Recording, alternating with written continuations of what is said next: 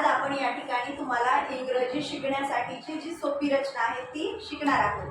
तर या ठिकाणी आपण काय केलं, सब्जेक्ट प्लस V1, V1 म्हणजे क्रियापदाचं पहिलं रूप आणि त्यानंतर ऑब्जेक्ट, अगदी सिंपल सेंटेन्स घेतलेले आहेत। तर या ठिकाणी आपण सर्व आय ची सेंटेन्स घेतलेली आहे। आय म्हणजे मी, आय म्हणजे मी। तर या ठिकाणी बघा, आय गो, गो म्हणजे जाणे, ठीक आहे। आय गो टू स्कूल म्हणजे काय, मी शाळेला जातो किंवा जाते। पण तेच आपण वाक्य जर इकडे ऑलवेज शब्द टाकला आयच्या नंतर तर काय होतं वाक्य, I always go to school. तर ऑलवेज या शब्दाचा अर्थ असतो नेहमी, मग त्या वाक्याचा अर्थ होतो मी नेहमी शाळेला जाते। त्यानंतर आय आस्क अ क्वेश्चन, मी प्रश्न विचारते। आस्क म्हणजे काय, आस्क म्हणजे विचारणे, तर आय आस्क क्वेश्चन म्हणजे मी प्रश्न विचारते। मग इकडे ऑलवेज शब्द टाकल्यावर काय होतं वाक्य, आय ऑलवेज आस्क क्वेश्चन म्हणजे मी नेहमी प्रश्न विचारते, मी नेहमी प्रश्न विचारते। आता तुम्हाला सांगायचे ऑलवेज घेऊन, ठीक आहे। हे वाक्य मी वाचल्यानंतर, आय रीड इंग्लिश, मी इंग्रजी वाचतो किंवा वाचते। आय ऑलवेज रीड इंग्लिश म्हणजे काय, आय ऑलवेज रीड इंग्लिश म्हणजे काय, मी इंग्रजी वाचतो। Very good.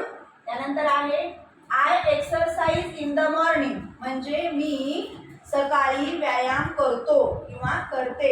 I always exercise in the morning म्हणजे काय, मी नेहमी सकाळी व्यायाम करते। मी नेहमी सकाळी व्यायाम करते, very good. I eat fruits, मी फळे खातो किंवा मुलगी असेल तर म्हणेल आय ईट फ्रुट्स, मी फळे खाते।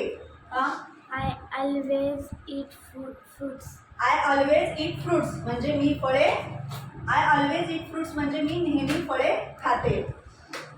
आय थिंक, थिंक म्हणजे विचार करणे, आय थिंक मी विचार करतो अबाउट माय फ्युचर, माझ्या भविष्याबद्दल। अबाउट माय फ्युचर म्हणजे काय, माझ्या भविष्याबद्दल, मी माझ्या भविष्याबद्दल विचार करतो।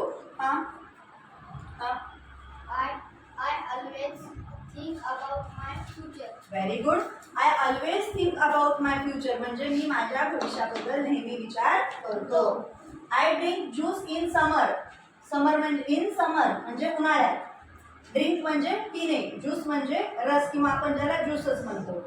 मी उन्हाळ्यात ज्यूस पितो। Yogita, I always drink juice in summer. Very good. I always drink juice in समर। तर अशा पद्धतीने तुम्हाला ऑलवेज शब्द घेतल्यानंतर कसा बदल होतो किंवा ऑलवेज शब्दामुळे वाक्याचा अर्थ बदलतो, तर या वाक्याची तुम्हाला लिहून प्रॅक्टिस करायची आहे। लिहून घ्या।